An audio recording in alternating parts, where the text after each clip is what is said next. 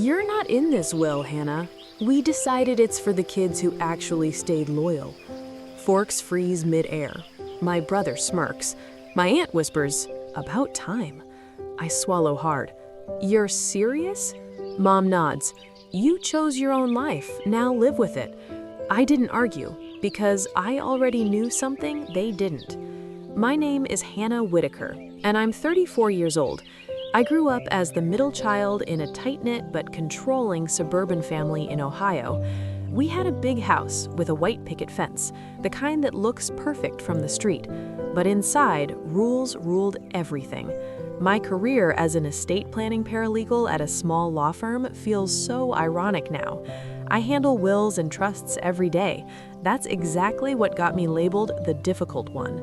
I moved to Colorado 5 years ago for a fresh start. I didn't join the family hardware business like they wanted. In my 20s, money was tight.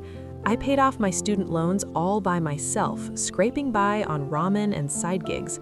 No handouts for me. My older brother Tom took over Dad's store. Everyone called him reliable, the one who stuck around. My younger sister Lisa stayed home too. She's the responsible one, always baking pies and hosting dinners. Thanksgiving gatherings always stung. They'd make little jabs about my independent life. "Why don't you come back where you belong?" Mom would say with a sigh. I wasn't rich. I didn't drive a fancy car or wear designer clothes, but I had patience and proof they never imagined. The salty taste of turkey turned bitter in my mouth that night. I kept quiet. My heart pounded slow and steady. I knew the truth hidden in papers they thought were theirs. If you've ever felt like the outsider in your own family just because you picked a different road, hit that subscribe button right now. Drop a comment about a time you were underestimated. Sometimes the quiet one at the table holds the biggest secrets. Click like or hype before we go deeper.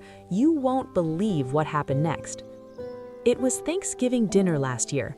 The table groaned under turkey, mashed potatoes, and pies. Laughter filled the air at first. Then Mom stood up. Her voice cut sharp. "I'm updating the will tonight. Everyone needs to know." She looked right at me.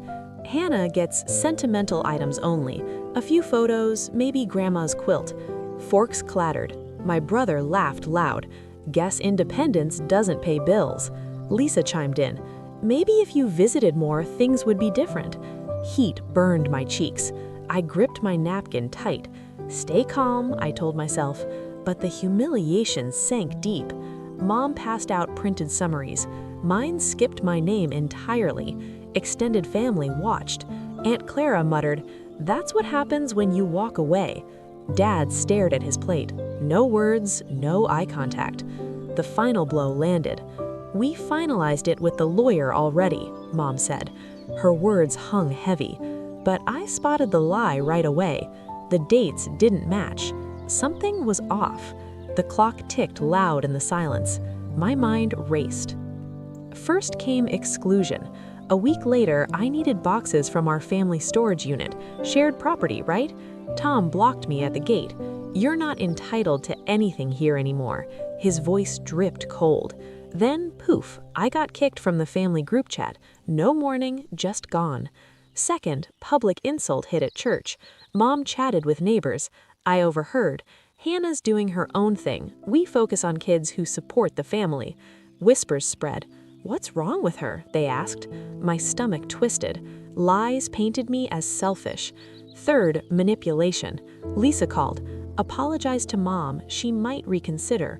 Tom emailed a document. "Sign this. Say you won't contest the will." I scanned it. The legal phrasing screamed wrong. Odd clauses, sloppy edits. I shook inside. Tears stung my eyes at night. But my job kicked in. Dots connected. Dates mismatched, signatures faked. The bitter taste of betrayal lingered like bad coffee. What they didn't know was I work in estate law every single day.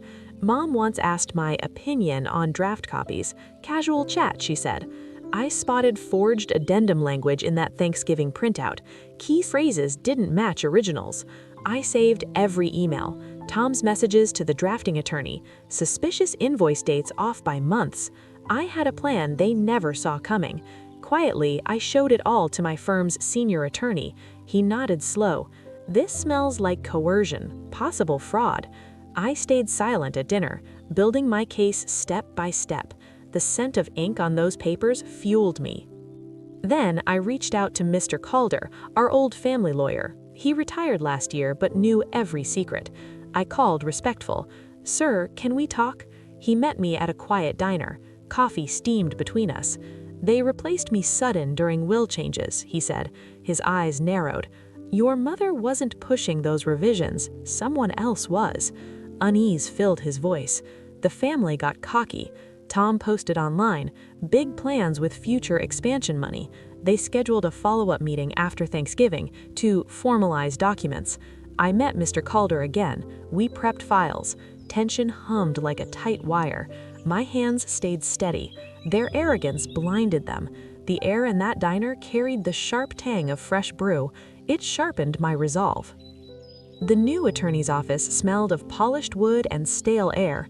Family gathered for the big will reading. Tom smirked. "Let's sign and move on." Mom avoided my eyes. Cold, distant. Tension crackled. Then Mr. Calder walked in, unannounced, files in hand. Gasps rippled.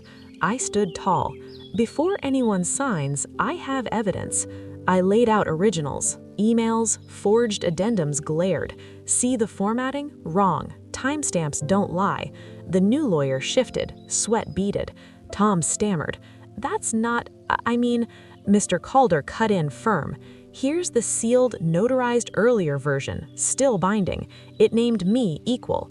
Mom's face drained white. She hadn't known. Tom twisted words, boosted his share. "Fraud carries penalties," Mr. Calder warned. Shouts erupted. Power flipped hard. Tom's smug grin shattered. I didn't gloat. No victory dance. I spoke calm. I never wanted more, just fairness. Tom faced lawyers now. Family trust cracked wide. Mom whispered sorry later, but damage stuck. I chose distance. No revenge. Dignity intact. Legal shields up. They tried to erase my name from a document. They didn't realize my name was already written into my own future.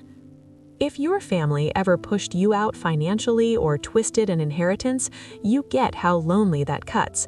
Share your story in the comments. You're not alone. Subscribe if fairness beats favoritism every time. Click hype to spread this to others who need it. Your story has power. Subscribe for more journeys from betrayal to strength. Share yours below. Every hype lifts someone up. Thanks for listening. You're in this community now.